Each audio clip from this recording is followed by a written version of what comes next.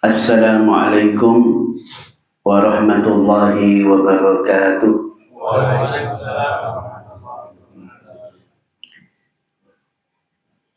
Alhamdulillahi rabbil alamin. Wala udwana illa 'alal zalimin.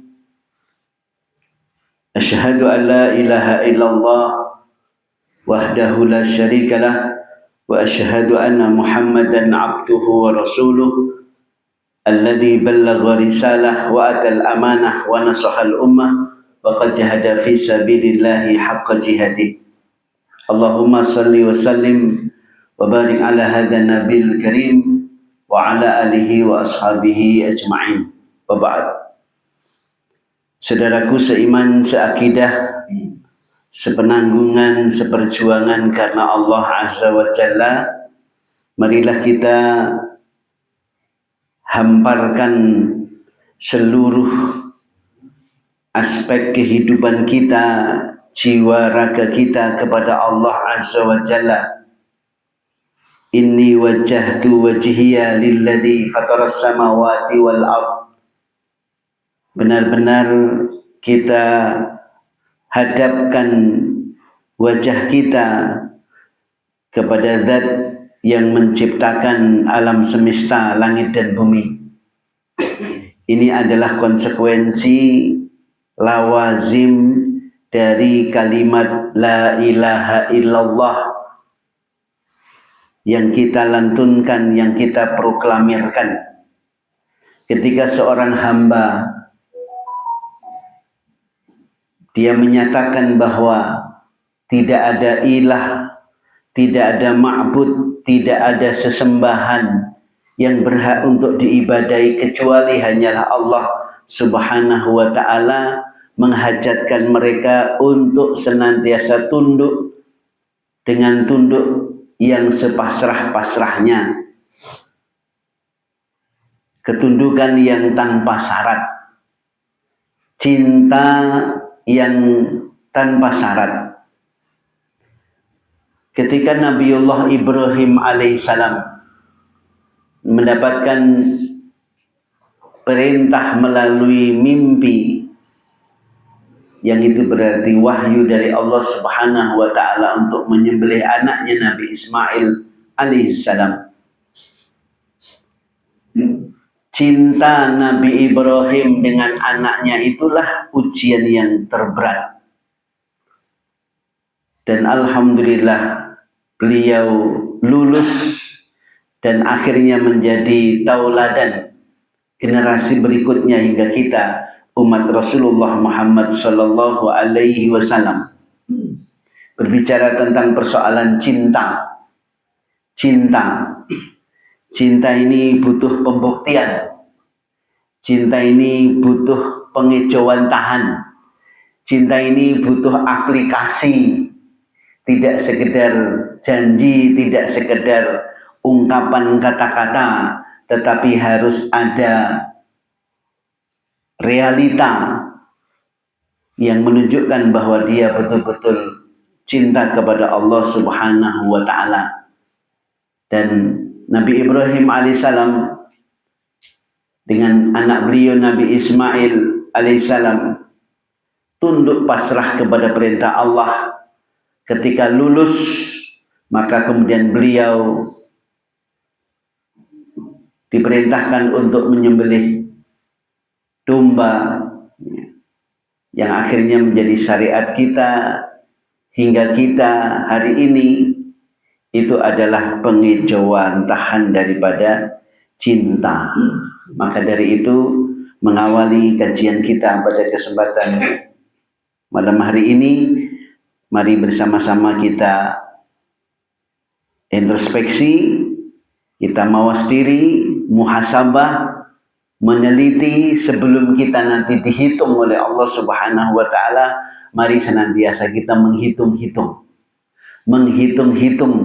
kepasrahan kita kepada Allah Subhanahu wa ta'ala. Dalam setiap khutbahnya Rasulullah sallallahu alaihi wasallam, baik itu khutbah Jumat, khutbah Idul Fitri, Idul Adha, dan khutbah-khutbah hajah yang lain, tidak lupa beliau senantiasa mengingatkan, ya ayyuhalladzina amanu taqullaha haqqa tuqatih wa la tamutunna illa wa antum muslimun. Ayat itu mungkin tidak asing bagi kita. Tetapi kalau kita hayati maknanya berat itu, Pak. Pengakuan iman yang harus ditunjukkan adalah ketakwaan yang sebenar-benar takwa. Bukan takwa yang main-main. Bukan takwa yang penuh dengan kelalaian. Tetapi takwa yang sungguh-sungguh takwa, sebenar-benar takwa. Ini adalah bentuk kehati-hatian, bentuk kewaspadaan, ketelitian seorang hamba. Yang kata Imam Ibnul Qayyim Al-Jauziyah, itu termasuk bagian dari afdolul fikri. Afdolul fikri. Afdolul fikri itu kalau bahasa kita berpikir yang utama. Mungkin hari ini ketika berbicara tentang perjuangan, ada yang menitik beratkan pada perjuangan lewat politik siasa. Ada mungkin yang lebih menitik beratkan pada perjuangan ekonomi, pertahanan pangan dan lain sebagainya. Atau ada yang memulai dengan pendidikan. Atau dengan hal-hal lain yang menurut mereka lebih utama untuk didahulukan. Tetapi kata Imam Ibnul Qayyim Al-Jauziyah, afdolul fikri, berpikir yang utama itu ada dua pilar, ada dua tiang. Pilar yang pertama, berpikir yang utama itu adalah nadhurul abdi fi haqqillahi azza wa jalla, ketelitian pandangan seorang hamba terhadap hak-hak Allah azza wa jalla. Yang paling utama yang harus kita pikirkan selalu adalah tentang hak-hak Allah. Apa sebenarnya di dalam hidup kita ini yang merupakan hak Allah? Hak Allah berarti kewajiban kita. Hak Allah berarti menjadi kewajiban kita. Apa itu? Hak Allah itu adalah ditauhidkan, diibadahi semata-mata karenanya, tidak kepada yang lain, tidak mensekutukan kepada yang lain. Itulah betul-betul yang merupakan hak Allah Azza wa Jalla. Jadi misi para rasul yang paling utama adalah u'budullaha wajtanibut taghut. Ibadailah Allah dan jauhilah setan. Setan-setan yang akan menyekutukan Allah Subhanahu wa ta'ala di dalam peribadatan seorang hamba. Jadi inilah kalau kita kembali kepada arahan daripada beliau bahwa nadhrul abdi fi haqqillahi azza wa jalla, ketelitian pandangan seorang hamba terhadap hak-hak Allah. Maka sebagai hamba, kita selalu teriang-iang setiap saat dimanapun berada, dalam keadaan bagaimanapun juga, kita berpikir tentang hak Allah. Apa hak Allah? Kita harus mentauhidkan Allah. Kita harus memurnikan ketauhidan itu sepenuh hati kepada Allah. Dalam doa yang sangat masyhur, kita senantiasa dianjurkan untuk berdoa.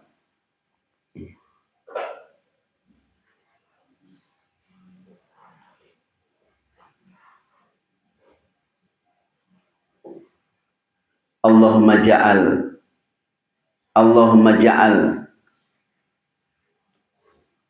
ya Allah jadikan, Allahumma ja'al,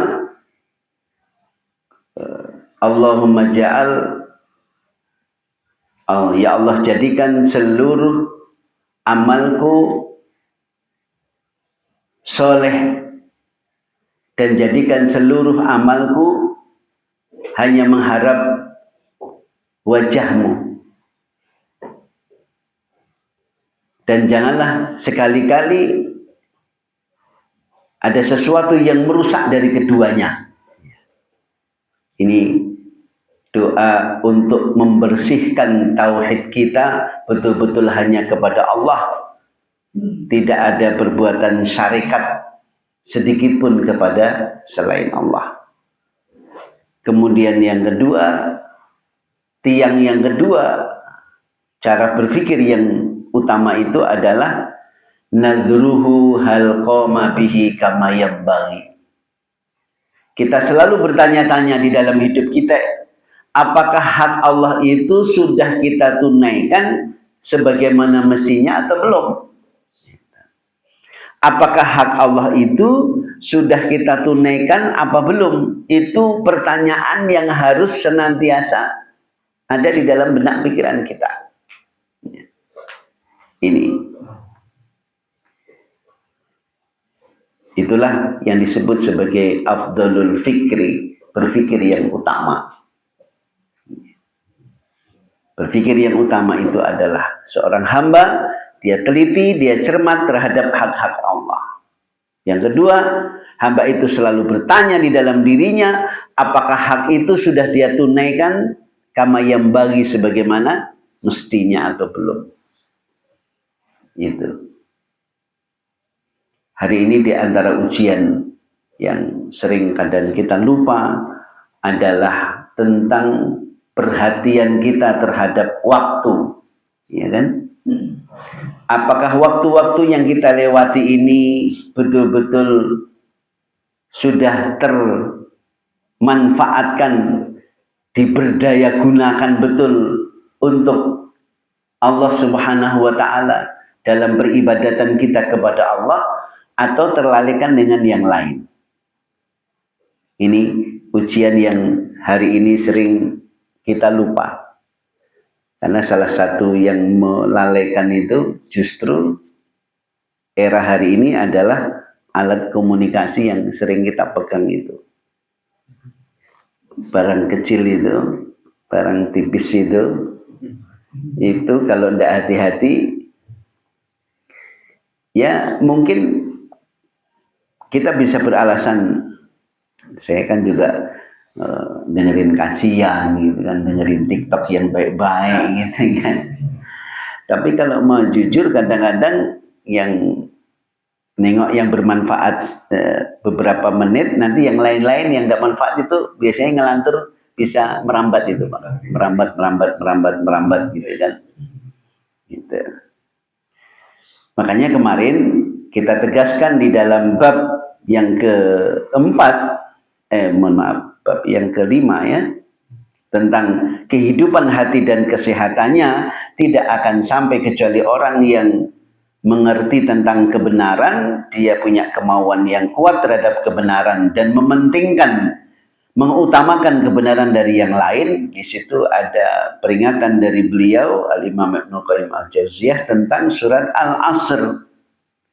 Wa qala ta'ala a'udzu billahi minasyaitonir rajim wal 'asri innal insana lafi khusr illa alladziina amanu wa 'amilus solihati wa tawassaw bil haqqi wa tawassaw bis sabr. Fa aqsama subhanahu wa ta'ala bid-dahri alladzi huwa zamanul a'mal ar-rabihah wal khasirah wal asri, demi waktu. Allah bersumpah, Allah yang maha suci dan maha tinggi bersumpah dengan waktu yang itu merupakan zamanul a'mal, waktu kesempatan seseorang itu beramal. Bisa beramal sesuatu yang menguntungkan, bisa beramal sesuatu yang merugikan. Bisa robihah, bisa khasirah. Ini ujian waktu. Apakah hari-hari yang kita lewati 24 jam ini betul-betul bernilai, betul-betul berkualitas waktu yang kita gunakan atau belum. Atau kalau yang suka tidur atau tidurnya lama bisa juga melalaikan. Kalau orang Yahudi mengarahkan 8 jam satu hari satu malam, itu berarti kan sepertiga dari hari yang kita lewati, 24 jam. Kalau hariannya kita 8 jam, kalau kita diberikan umur 60 tahun, berarti kan yang untuk tidur berapa tahun? Sepertiganya. 20 tahun untuk tidur itu. Kalau ngikutin orang Yahudi 8 jam tidur kita, berarti kalau diberikan umur 60, tidurnya 20 tahun sendiri. Kalau tidurnya tidak berkualitas, tidur yang berkualitas bukan berarti tidur yang enak, kemudian kalau bangun enak, kemudian bersemangat. Tidak sekedar itu maksudnya. Tidur yang berkualitas itu adalah tidur yang bisa mencontoh apa yang dulu Rasulullah Shallallahu Alaihi Wasallam lakukan ketika tidur. Bagaimana adab-adab tidur? Apa doa-doanya ketika mau tidur? Bagaimana letak badan kita? Bagaimana letak tangan kita? Bagaimana letak pipi kita? Sehingga para salaf ada yang punya pendirian, aku berusaha agar supaya tidurku seperti bangunku. Maksudnya bagaimana? Dia berusaha agar supaya ketika tidur itu ada nilai ibadah, sebagaimana bangunnya bernilai ibadah. Kalau pengajian begini tertidur, nilainya ibadah enggak?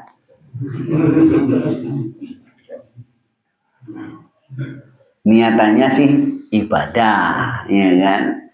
Minimal ya dapat ibadah, dapat pahala pengajian. Tapi kalau pahala ilmunya seperti apa, tentu tidak seperti orang yang katanya wali itu tidur pun bisa tahu isinya pengajian gitu.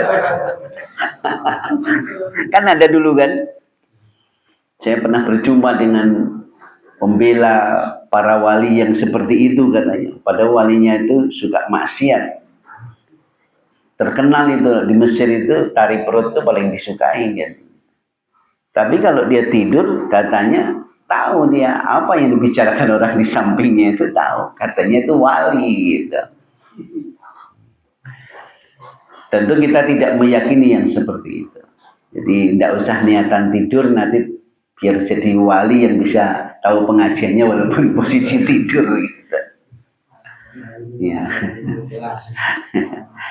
Jadi dalam hal ini ikhwas sekalian, kita berusaha agar supaya tidur kita ini berkualitas, maksudnya sesuai dengan tidurnya Rasulullah Sallallahu Alaihi Wasallam. Tidurnya membujur ke utara kalau kita di Indonesia, miring menghadap ke kiblat. Bisa dicontohkan, Mas, siapa yang mau praktek? Ya, Mas Din. Ini ilmu ini.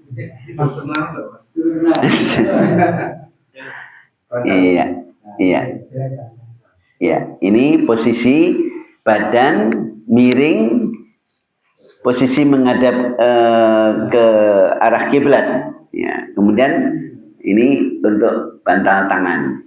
Ya. Itu posisi sunnah Rasulullah Sallallahu Alaihi Wasallam di dalam buku Asy-Syama'il Imam Tirmidzi. Cukup ya Mas ya? Kakinya jadi kalau nanti misalkan sudah lelah itu bisa berubah sebenarnya. Kalau kaki pada prinsipnya lurus aja, artinya tidak mana bawah mana atasnya. Saya belum mendapatkan peraturan khusus. Ya. Kalau misalkan nanti sudah agak lelah itu telentang, ya itu, gitu. Tapi memang posisi ini posisi yang paling nyaman dari sisi kesehatan Konon penelitiannya itu memang menyehatkan. Gitu. Ya. Baik, sisa lahiran ini. Kemudian minimal doa, gitu kan, doa yang paling pendek ya. Bismika Allahumma ahya, bismika amut, itu paling pendek. Atau kita dahului sebagaimana tuntunan Nabi Shallallahu Alaihi Wasallam, kita baca ayat kursi, kemudian kita mandi ayat, tahu ya? Kita hembuskan, dihembus, kemudian baca Al-Ikhlas, Al-Falaq, An-Nas, kemudian diusapkan ke kepala, ke bagian atas, ya. Kemudian dihembus lagi ke telapak tangan, kemudian baca Al-Ikhlas, Al-Falaq, An-Nas, diusapkan ke bagian tengah tangan, badan, kemudian hembus lagi ke telapak tangan, kemudian baca Al-Ikhlas, Al-Falaq, An-Nas, kemudian diusapkan ke kaki. Itu namanya ada yang mengistilahkan mandi ayat. Itu bisa sebagai ruqyah sebenarnya. Artinya fungsi ruqyah itu adalah tuntunan sunnah Rasulullah Shallallahu Alaihi Wasallam ketika mau tidur. Dan ketika beberapa kondisi yang saya temui di pasien-pasien kita ketika terganggu itu, memang biasanya kalau tidurnya itu tidak dilengkapi dengan berbagai macam doa, termasuk mandi ayat tadi itu, masih cepat diganggu. Jadi ketika dia merealisasi itu, misalkan sampean ketindian, tahu ketindiannya? Ya. Ketindian atau mimpi kok dikejar-kejar orang gila, kemana-mana ketemu orang gila, di situ ketemu orang gila lagi gitu kan, atau mungkin dikejar ular atau apa, itu berarti itu setan. Jadi mimpi itu ada tiga. Mimpi itu ada tiga. Satu, mimpi dari Allah, yaitu mimpi yang setelah bangun itu kita senang, hati itu bahagia. Tuntunannya adalah kita baca Alhamdulillah. Yang kedua, mimpi yang setelah bangun itu sedih, takut, khawatir. Tuntunannya setelah kita bangun, kita ta'awud, kemudian meludah atau menghembuskan ke kiri 3 kali. Meludah ke kiri 3 kali. Kemudian jangan meyakini mimpi buruk itu dalam kehidupan sehari-hari. Jangan sekali-kali meyakini mimpi buruk itu. Kan kalau orang Jawa, kalau mimpi buang air besar ada saudaranya mau mati misalkan, itu tidak usah diyakini gitu. Atau apa? Giginya pernah gitu. Jadi kalau kita sedih setelah bangun tidur, setelah kita mimpi, kita harus segera ta'awud, kemudian meludah ke kiri 3 kali, kemudian jangan meyakini keburukan. Itu tidak akan berpengaruh di dalam kehidupan kita. Yakinlah, nah, gitu, dari setan. Kemudian ketika mau tidur lagi, nah kalau cukup dengan pindah, kemudian tidak digoda lagi. Kadang-kadang pindah masih digoda lagi. Mau tidur, goda lagi. Orang gilanya itu muncul lagi. Nah gitu. Nah, kalau gitu, ketika bangun segera ambil air wudhu. Terus mandi ayat tadi. Nah, mandi ayat, baru kemudian berdoa tidur. Insya Allah kalau kita ikhlas karena Allah, betul-betul kita sandarkan kepada Allah, ta'awud kepada Allah, melindungi diri kepada Allah, setannya takut, tidak menggoda lagi. Gitu. Saya pernah mengisi kajian di satu tempat, kemudian diinapkan di salah satu rumah. Rumah masuk kamar, kamarnya itu ternyata tidak pernah ditidurin. Jadi kamarnya kamar kosong untuk ustadz gitu.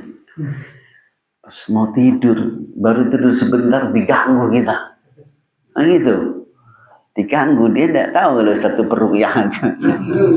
Diganggu juga kita. Akhirnya itu tadi kita pindah masih diganggu. Pindah kita kan sunahnya kan pindah geser gitu. Masih juga diganggu. Udah wudhu, mandi ayat, berdoa. Tidak bisa udah lagi dia. Jadi kalau kita sungguh-sungguh mempraktekkan apa yang dituntunkan oleh Nabi, setan itu takut. Ketika kita ikhlas lillahi ta'ala, setan tidak bisa menguasai kita. Ini kaitannya dengan waktu, ya, dengan waktu. Bagaimana kita berkualitas waktu kita ini. Tidur kita jangan sampai tidak bermakna. Gitu. Tidur 5 jam tidak ada maknanya. Nah, itu maknanya bagaimana supaya dapat pahala. Para salaf sekali lagi mereka berusaha tidurnya itu seperti bangunnya, dapat pahala juga gitu. Jadi semuanya lillahi ta'ala. Inna sholati wa nusuki wa mahyaya wa mamati lillahi rabbil alamin, itu termasuk itu. Jadi ketika tidur itu bagaimana tetap lillahi ta'ala. Nah, gitu. Sing repot keturun. Nah, kalau keturun gitu orang tua keturun orang apa-apa langsung bablas gitu. Itu yang kadang-kadang saking lelahnya atau memang dia punya penyakit apa namanya ya, cepat tidur. Ada dua nih penyakit itu, ada dua, ada susah tidur, ada cepat tidur. Nah, itu. Yang susah juga susah, insomnia itu susah gitu. Pernah saya membekam salah seorang pegawai bank. Pegawai bank itu kan selalu ditarget. Akhirnya dia kena insomnia. 4 hari tidak bisa tidur. Akhirnya kita bekam titik di kepala. Sedang dibekam belum selesai dia sudah ngantuk. Saya ngantuk nih, udah saya lepasin tidur dulu Pak. Nanti dilanjutkan setelah tidur. Udah 4 hari tidak tidur masalahnya. Nah, itu insomnia itu. Maka bekam itu lebih mujarab, kalau di kepala itu cepat biasanya. Istri saya vertigo pernah, kemudian kita bekam 2 kali juga alhamdulillah tidak kabur. Vertigo kan di kepala juga, titik keseimbangan itu yang diserang. Ini berbicara tentang persoalan dahr, tentang masalah waktu. Allah Subhanahu wa taala menandaskan innal insana lafi khusrin, ay ala anna kulla wahidin fi khusrin. Sungguh tiap-tiap orang itu dalam kerugian. Kita dipastikan rugi, pasti kita ini rugi. Dalam hidup itu asalnya rugi di sini. Innal insana, sungguh manusia itu lafi, la itu sungguh. Jadi sungguhnya ada 2. Teman-teman ya, benar-benar, betul-betul benar gitu. Sungguh benar-benar manusia itu dalam kerugian. Makanya kecermatan, kepekaan kita bahwa kita ini kalau tidak hati-hati justru yang rugi itu. Nah, supaya tidak rugi jalannya ada 4 di sini. Illal ladzina amanu wa amilus sholihat wa tawasau bil haqqi wa tawasau bis sabri. Nah, itu. Kecuali orang-orang yang beriman. Ya, di sini disebutkan illa man kammala quwwatihil ilmiyah bil imani billah. Jadi yang pertama adalah kekuatan apa? Kekuatan ilmu tentang beriman kepada Allah. Jadi mengilmui tauhid,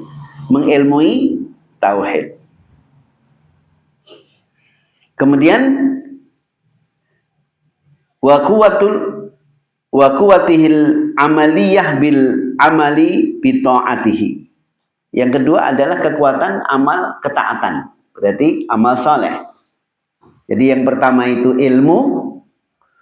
Islam menekankan pertama dan utama itu ilmu. Al-ilmu qoblal qaul wal amal. Ilmu itu sebelum perkataan dan perbuatan. Al-ilmu imamul amal. Al-amal tabi'uhu. Ilmu itu pemimpin amal. Sedangkan amal itu senantiasa mengikuti ilmu. Itu yang benar. Jangan dibalik. Yang penting ibadah, ngelakoni apa-apa tapi ilmunya belum jelas, ya itu berbahaya. Berbahaya. Dalam kamus orang yang beriman itu berbahaya. Kenapa? Nanti bisa sia-sia. Kalau kita beramal tanpa dasar ilmu bisa sia-sia. Ya kan? Sawah orang dikerjain, dicangkulin. Nggak ada orang perintah. Kira-kira ada yang bayar enggak? Tahu-tahu dicangkulin aja kan? Nah, cangkulin, bisa-bisa dimarahin nanti kan? Nah, jadi kalau mengerjakan sesuatu itu harus ada ilmunya. Kecuali kita betul-betul berilmu tentang iman kepada Allah, kemudian kekuatan amal ketaatan. Fahada kamaluhu fi nafsihi. Inilah kesempurnaan jiwa, kesempurnaan diri, itu seperti itu. Jadi antara ilmu dengan amal ini memang tidak bisa dipisahkan. Kemarin sudah kita ingatkan ketika Allah mengatakan wa idza sa'alaka ibadi anni fa inni qarib ujibu da'watad da'i idza da'an falyastajibu li wal yu'minu bi la'allahum yarshudun. Dan jika bertanya kepada kamu wahai Muhammad, hambaku tentangku, maka sesungguhnya aku dekat. Aku mengabulkan permintaan orang yang meminta apabila dia meminta. Falyastajibuli, maka hendaklah kalian ijabai. Al-ijabah itu maksudnya memenuhi panggilan Allah. Memenuhi panggilan Allah, memenuhi seruan Allah. Seperti orang haji. Apa yang dibaca? Labbaika. Labbaika itu artinya apa? Labbaik. Labbaika itu kalau orang Jawa dipanggil nggih Bu, gitu. Labbaik, gitu. Ya fulan, labbaik. Ya ahlal jannah. Penduduk jannah itu pernah dipanggil oleh Allah. Ya ahlal jannah. Apa jawabnya? Labbaika wa sa'daika wal khairu fi yadik, gitu. Wahai penduduk jannah, ya Allah, aku memenuhi panggilanmu. Aku memenuhi panggilanmu. Sesungguhnya kebahagiaan, kebaikan itu di tanganmu ya Allah. Nah, ini menjawab panggilan Allah. Nah, untuk mendapatkan irsyad hidayah Allah Subhanahu wa Ta'ala harus menggabungkan antara memenuhi panggilan Allah dalam posisi beriman. Istijabah wal imanu bihi. Maka disebutkan oleh Imam Ibnu Qayyim Al-Jauziyah, fajama'a subhanahu bainal istijabah lahu wal imanu bihi. Allah menggabungkan di dalam ayat itu antara istijabah, memenuhi panggilan Allah, istijabah lahu, dan iman kepada Allah. Nah, ini yang terpenting. Ini akan bernilai, Pak. Satu apa? Istijabah. Yang kedua, iman. Kalau kita ngerjain perintah Allah tapi posisi tidak beriman, ya, tidak mengimani Allah, itu tidak bernilai. Kan kadang ada pemahaman ketika orang mendalami tentang ilmu pengetahuan, tapi tidak ada iman. Ada yang menyebutnya alim. Enggak, itu bukan alim. Alim itu harus ada khasyah, rasa takut kepada Allah, iman kepada Allah, itu baru alim. Orang yang mengilmui sesuatu ilmu pengetahuan tetapi tidak ada iman, itu bukan alim. Gitu. Oke? Kemudian yang terakhir apa? Agar supaya kita tidak rugi, watawasau bil haqqi watawasau bis sabr. Yang ketiga ini adalah kekuatan mendakwahkan, memperjuangkan, menyebarkan. Nah, mungkin termasuk akhi yang hari ini membawa alat-alat digital yang akan melebarkan sayap agar supaya orang bisa mendengar, ini salah satu upaya dakwah kan begitu. Ini termasuk daripada upaya penyebaran watawa hak gitu. Ini yang saling mengingatkan di dalam kebenaran. Ini maksudnya dakwatul haq. Baru kemudian yang terakhir, dari proses berilmu, kemudian beramal, kemudian mendakwahkan, itu semuanya butuh yang namanya kesabaran. Kesabaran ini adalah utama, ya, bahwa sabri. Jadi selain kita saling mengingatkan dalam masalah kebenaran, kita harus selalu bersabar. Sabar ini adalah induknya akhlak. Seluruh akhlak itu butuh kesabaran. Sabar itu sesuatu yang berat. Sabar itu sesuatu yang berat. Mungkin mudah kita mengucapkan, enteng kita mengucapkan, tapi kalau sudah tempuh enggawe, sudah ketemu masalahnya, sudah ketemu persoalannya, sabar itu ternyata berat. Tapi ada satu kunci. Apabila kita betul-betul minta kepada Allah pertolongan untuk sabar, ya, maka Allah akan memberi pertolongan untuk bisa sabar. Siapa yang dia minta pertolongan kepada Allah untuk bisa sabar, maka Allah akan memberikan kesabaran kepada mereka. Ini kunci-kunci yang diberikan oleh Allah Subhanahu wa taala dalam surat Al-Asr. Dalam hal ini sampai-sampai Imam Syafi'i rahimahullah ta'ala mengatakan, lau fakkaron nasu fi surati wal asri lakafathum.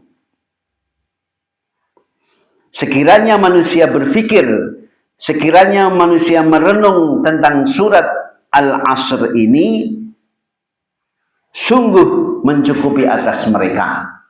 Sekiranya mereka manusia itu berpikir, memikirkan tentang kandungan surat Al-Asr ini, niscaya mencukupi atas mereka. Mencukupi atas mereka. Luar biasa. Ayat ini walaupun pendek, tetapi merangkumi makna yang sangat dalam. Semoga kita tercerahkan, terinspirasi dengan ayat yang mulia ini, dan selalu kita ingat tentang hak-hak Allah Subhanahu wa ta'ala, dan senantiasa kita mendahulukan yang penting, mendahulukan yang lebih penting, memprioritaskan yang lebih penting di dalam kehidupan kita, yaitu afdolul fikri, berpikir yang utama, berpikir tentang hak Allah Azza wa Jalla, dan teriang-iang dalam benak kita untuk selalu memenuhi hak tersebut. Ja'alana Allahu wa iyyakum minal faizin alaminin wa adkhalana fi zumratil muwahhidin. Subhanakallahumma bihamdika asyhadu an la ilaha illa anta astaghfiruka wa atubu ilaik. Assalamualaikum warahmatullahi wabarakatuh. Waalaikumsalam.